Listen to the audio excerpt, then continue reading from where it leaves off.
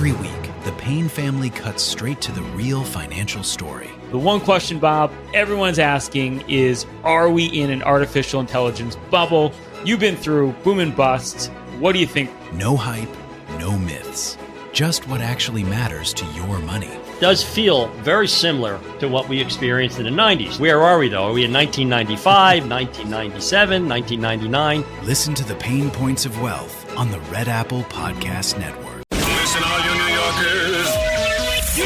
Taxi. Okay, man, we're looking around. This is the 77 WABC minicast. My friends, there's a study. There's this word for all my Latino friends. My reaction is gay something, and it's written by a neurosurgeon, a neuroscientist. Can shoes alter your mind? What neuroscience says about foot sensation and focus. Now, I got to tell you something. Everybody has these incredibly clunky shoes. I have on my duck boots, the greatest invention of all time. You can't improve upon this. Everybody has their own kind of thing, you know what I mean? Their own version of this. And of course, nobody in Florida has a duck boot. You don't need it. But there's something about it when you stick. Have you ever had non-duck bootish shoes and you get out of a cab or a car and you put your foot down and it just gets sucked up into ice and then water and then it freezes and you realize I'm miserable. I've lost sensation. Well, the great people from LL Bean said, we can fix that for you. And this thing called the duck boot. You'll never have to buy another pair again. You buy one pair. That's like a snow shovel. I don't know why people are buying new. They last forever. And it is the greatest thing in the world. Have you ever gotten out of the car and negotiated yourself in snow and you look like an 85-year-old enfeebled old woman thinking, I'm going to fall. I'm going to fall. This is not good. Have you ever fallen and you can't get up? You've fallen and you find yourself, first of all, you're the propriocentric aspect of your limb awareness. You find yourself falling. You know, here it comes. Here it comes. Uh-oh, I'm in fall. And it goes by very quickly, but in your mind, you're tracking it. I'm falling. Oh, yes, I'm falling. Oh, yes. I'm falling now. And we're going to be hitting pay dirt right about now. I was on a ladder one time with a hedge clipper, and I was extending a little too far. Why? Because it was a snake in this thing. It scared the hell out of me. I jerked back, and the entire ladder was tipping, and I've got this hedge clipper, and in my mind, I'm thinking, I've got to throw this thing away from me and then fall in a way. And I'm thinking, and I know it because it's very slow. And it's almost a, no, holy, and you fall and you say, okay, fine. And then you take a bump. One time I was at a restaurant years ago, and I came back from the men's room, and I had these shoes on that didn't have they didn't grip for kind of new. By the way, men, if you get a new pair of shoes, do yourself a favor. Trust me on this one. Get some little rubber. I know that you may like to see raw rubber in the bottom or a sole, but just get them on. Just have your shoe man, your cobbler, put these things on. Makes the shoe last forever, and you get a nice little grip. Anyway, I walked back, got a suit on, and my foot slipped. And I went up in the air, and I'm doing a fall. I mean, I'm like doing, Dick Van Dyke or something. And my friend who had come out of the men's room right behind me looks down and yells, safe. It was the most perfect timing ever. Can I tell you a terrible joke? You ever have somebody say something that's so horrible, it's funny, but it's horrible? And you say to yourself, that's horrible. I can't believe I'm laughing at this. That's horrible. This is wrong. This is wrong. My friend and I send each other, there's some things on Instagram of people who are in a variety of, physical states doing the most horrible. There's a place in hell for the person who came up with this and for me who was laughing at it. But years ago, we knew somebody who came out of the bathroom, wasn't paying attention. I don't know if he was drunk or who knows, but he fell down the stairs and died, broke his neck. And it was tragic. You got that? That was the story. So people are thinking, what a way to go. So I asked my friend, I said, this is terrible. See, this is terrible. This is horrible. I should burn in hell for this. But I was younger, and it was a long time ago. I said, what song comes to mind when you see this guy just coming down the stairs? And I'm thinking the Dick Van Dyke thing. Da, da, da, da, da, you know. So my friend, without missing a beat, says, Stairway to Heaven. I thought, oh, my God. And I said, that is one of the best. It's terrible. It's awful. It's terrible. But it's good. But it's awful. You see, it's called black humor. There's some jokes you don't want to admit. You know what it is. Men in particular love to do this. We laugh at things, but we're not laughing at it. We're laughing because it's so horrible. In any event, athletic shoe wear, ladies and gentlemen, has entered a new era of ambition. This is from a story called, this is from Study Finds. This is, he says, no longer content to promise just comfort or convenience, Nike claims its shoes can activate the brain, heighten sensory awareness, and even improve concentration by stimulating the bottom of your feet.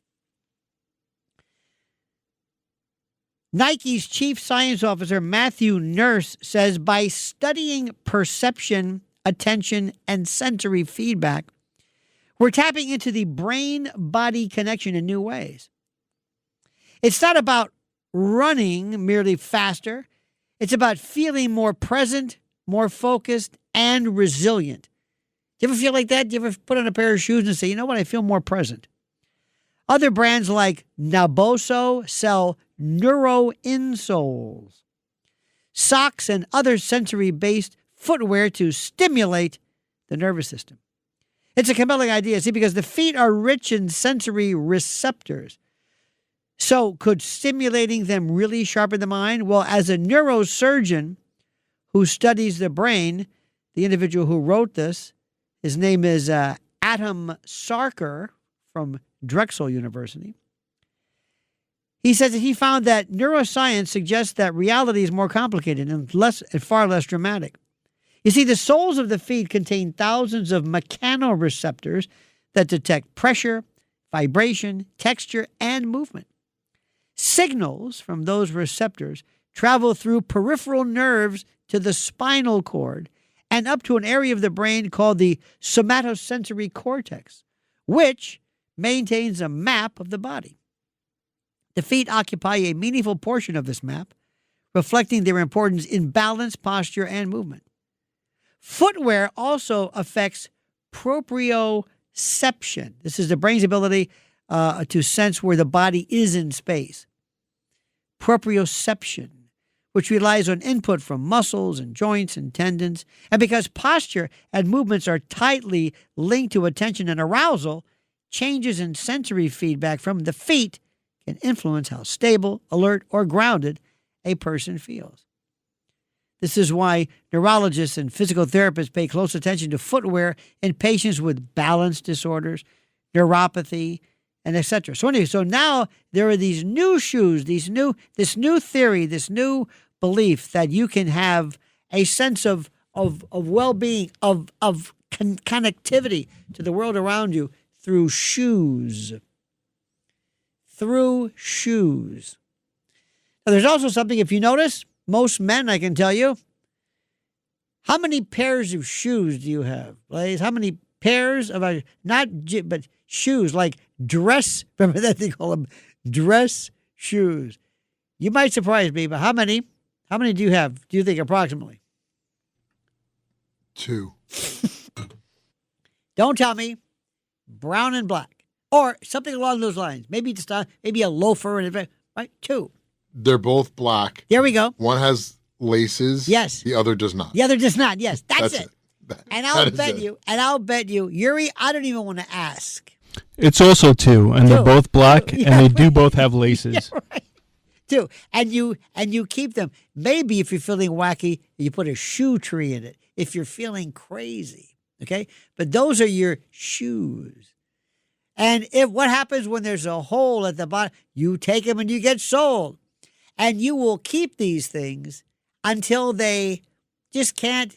Throwing shoes away is like, oh no, goodbye, old friend. Goodbye. You've been good to me. Once you buy them, it's an investment. It's like a stock you hang on to for your entire life. Women, don't even get me started. I don't know what that's about. I have no idea. None. Especially when somebody says, oh, I've got a cute sandal, but you have a foot like a fetlock, like some type of, I don't know what this is, livestock, some hoof.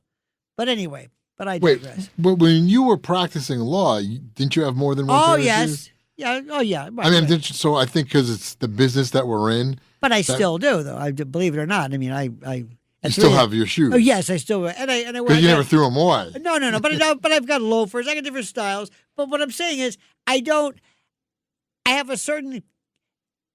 If maybe I have 4 pair of 5, that's about it, and I leave it. But I don't sit there and say, I got to get some more.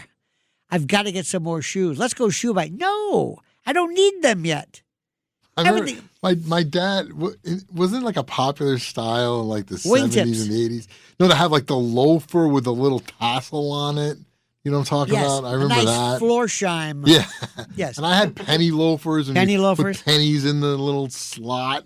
I had those as a kid. As a child, I had orthopedic shoes, and I had these shoes that looked like there should be a brace up the side, like some kind of like Forrest Gump. And of course, I went to Catholic school, so we had blue pants, white shirt. Chain schools, black pants, white shirt. Also had glasses, braces, stuttered, and wore these shoes that looked like I'm a part of a home. I've got a disease they've yet to. So fashion was delayed during my, didn't really care about this. But shoes, for the most part, you'll say, hey, these are nice. And remember when you would go and you would have a guy like a shoe man, he goes, and he'd have that metal thing where you put your foot in it and he slides and go, what is this thing? And then he would like push his finger in your toe like, hey, you got plenty of room there. Room for what? Like, you have a metal, stand up. Yeah, stand right, up. You got to stand up. Right. You push your toe down. Yeah. To see the size. And that thing that slide on the side what does this thing do? They didn't know. And then sometimes in the old days, you would stand in this machine that was like a fluoroscope and send like 12,000 millirads of radiation through you. Sometimes at a CVS, you can buy a particular, you step on this thing and you say, which Dr. Scholl insole and orthotic. Again, Dr. Scholl said, there was a comedian talking about who is Dr. Scholl. You think somebody would say, you know what? I got a crazy idea. What is it? Well, why don't we have kind of like a foam insert? Hey, that's a good idea. Hey, this feels good. Yeah, I thought of that. Nobody thought of that. Nobody thought of it. It never. But shoes, as far as being able to affect your personality, I have no idea. Ladies and gentlemen, this is Lionel with you on the other side of midnight. Every week, the Payne family cuts straight to the real financial story. The one question, Bob, everyone's asking is, are we in an artificial intelligence bubble? You've been through boom and bust. What do you think? No hype, no myths. Just what actually matters to your money. Does feel very similar to what we experienced in the 90s. Where are we, though? Are we in 1995, 1997, 1999? Listen to the Pain Points of Wealth on the Red Apple Podcast Network.